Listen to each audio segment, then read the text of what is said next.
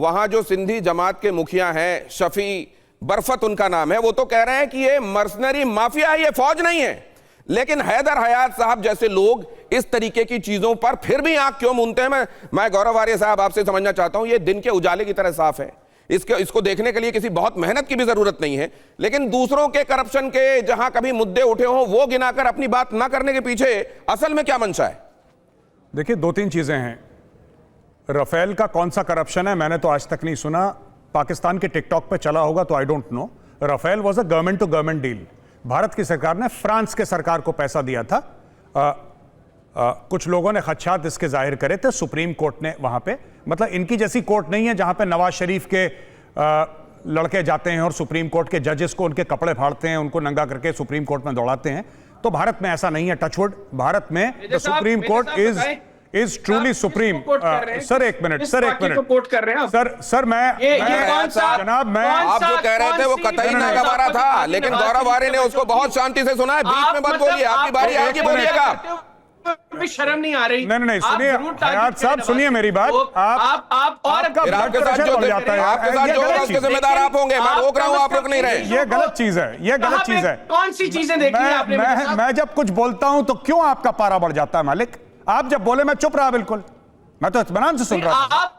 आप देखे ना, मैं तो सच बोल रहा था। नहीं, हाँ सही बात है, आप सच बोल रहे थे। सुनिए, मैं आपको बात बोलता हूँ, फिर आपको बुरा लगेगा, सुनिए साहब, ऐसी बात है, सुनिए मेरी बात सुन लीजिए साहब। आपको बुरा लगेगा, फिर मैं बात करूंगा।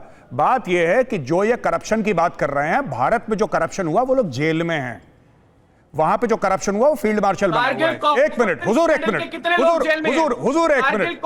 देखिए साहब, ऐसी आप देखिए साहब, इतना प्यारा चेहरा है आपका साहब, इतना प्यारा चेहरा है आपका। मेजर साहब, मैं भी आपसे बड़ी मोहब्बत करता हूं।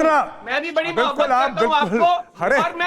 अरे मुझे तो दिनेश भाई बता रहे थे पाकिस्तान में खाने की कमी है। मैं तो उनको बोलने वाला था कि आप गलत बात कर रहे हैं। नहीं, ये वो वाली जमात से नहीं आते जहां खाने की कमी। नहीं साहब, मैं आपको छोटी सी बात बता दूं, ये पूरा जो ऑपरेशन सिंदूर की बात करते हैं, ये सारा इनका टिकटॉक पे मामला चल रहा है। देखिए, हम लोग पढ़ी लिखी कौम है।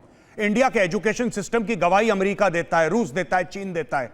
मैक्सिमम हम लोग चलाते हैं अमेरिका की सिलिकॉन वैली। सुनिए मेरी बात, इसीलिए सुनिए मेरी बात सर, सुनिए सर। आपका प्रधानमंत्री जाके, आपका वजीर आजम जाके ट्रंप के तलवे चाटता है, नौकर की तरह, गुलाम की तरह वहां पे रहता है। जी मालिक, बताइए क्या लाऊं आपके लिए मालिक?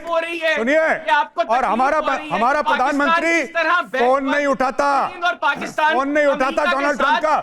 सुनिए, आपकी अच्छी किस्मत है, आपकी हयात खान साहब, आपकी अच्छी किस्मत है कि मैं गुलाम मुल्क के बाशिंदे से बात कर रहा हूं। You are lucky. Haider Hayat साहब, सच्चाई की यही तासीर होती है। मेरे सामने बातें मत करिए, मेरे सामने बातें मत करिए। एक गुलाम मुल्क के खाते पीते इंसान, मेरे सामने ये सब बातें मत करिए। और आप ये पूरा टिकटॉक पे जो आपने बुनियाद मरसूस का ऑपरेशन करा है, ट्विटर पे, इंस्टाग्राम पे और टिकटॉक पे, हम लोग पढ़ी लिखी कौम है। हम लोग बात करते हैं सैटेलाइट इमेजेस की, हम लोग बात करते हैं सैटेलाइट इमेजेस की, हम लोग बात करते हैं वीडियो की। आप किसकी बात करते हैं? इनके जब डिफेंस मिनिस्टर से पूछा, कहां गिराए, कहते हैं सोशल मीडिया पे गिराए। ये हाल है मेजर साहब। सीडीएस अनिल चौहान भी टिकटॉक के लिए वीडियोस बना रहे थे जब उन्होंने ब्लूमबर्ग को इंटरव्यू दिया और कहा कि हमारे जहाज। एक मिनट, आप ये गलत बातें मत करिए। गुलाम कौम के गुलाम यहाँ पे बैठे हैं। तो दिनेश भाई, आपने गुलामों को क्यों यहाँ पे बुला रखा है? वो भी ऐसे खाते पीते गुलामों को आपने क्यों बुला रखा है यहाँ पे? इतने तंदुरुस्त गुलामों को आपने बुला रखा है। लेकिन सर देखिए, जब भी यही सच्चाई की तासीर है। क्या है? सच्चाई को हलक से नीचे उतारना कितना मुश्किल होता है। हैदर हयात उसके उदाहरण है। ये हलक से उतार लेंगे, इनको देखिए, हर चीज हलक से उतार लेंगे। इनको अलग से उतारने में कोई कमी नहीं आएगी। देखिए, वकार यूसुफजई ने जो बात कही, उसमें से एक जवाब नहीं होगा। वहां के जनरल्स कैसे वहां की चुनी हुई सरकारों को का तख्ता पलट करते रहे हैं? आपके पास जवाब है? नहीं है जवाब। और आपकी जो सच्चाई है वो बंद कमरे के अंदर आपकी एक दुनिया है जिसको आप वहीं एक मेक बिलीव वर्ल्ड बनाते हैं और उसी में जीते हैं आप। ये कुएं के मेढक वाली बात है। आप सच्चाई को देखने के लिए तैयार नहीं है। अगली खबर देखिए, कश्मीर पर मुनीर की हर चाल नाकाम हुई है। अप्रैल में कश्मीर को जगलर वेन कहा गया था।